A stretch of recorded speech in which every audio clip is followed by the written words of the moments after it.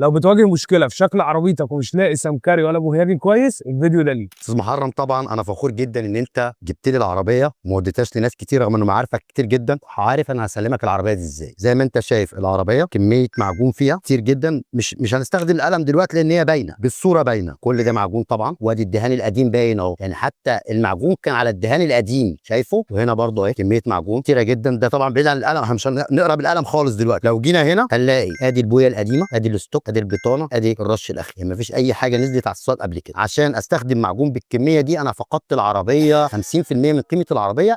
هنا الكبوت هو ما فيهوش معجون، بس واخد قبل كده على بطانه، واحتمال يبقى فيه معجون بس لسه ما اكتشفناش وشفنا. هنا طبعا الرفرف ده صعب جدا، 1.15 رقم كبير جدا. فانت بتتكلم 11 ضعف الستاندر بتاع العربيه. يعني لو جينا نبص الستاندر اهو اللي اترش اهو، يعني حتى ما فيش تلزيق عدل او فينش كويس. يعني شايف البويه ازاي، فرق البويه من هنا لهنا. يعني حتى لو لازقه تبقى على السوكه. انا ما يرضينيش ان محرم يركب عربيه زي دي. العربيه دي هتنزل على الصك وهتاخد البطانه والبويه والورنيش، وبرضه هنتقابل وهنقيس على القلم ساعتها. استاذ محرم، الميكانيكي بوش هيشرفك ان شاء الله. كنت واخد العربيه دي من فتره وكنت عارف ان اللي ده هنا نقاش مش بوهياجي، ولا اقول لك ده مش نقاش، ده مبيض بحاره. انا جيت في النص عشان اشوف العربيه وهي بتتجهز، وسقطوا البوهيه اللي عليها كلها بالمعجون وجابوها على الصاج عشان يطلعوا اخطاء السمكره، عشان السمكره لازم تطلع برضو بنسبه 100%.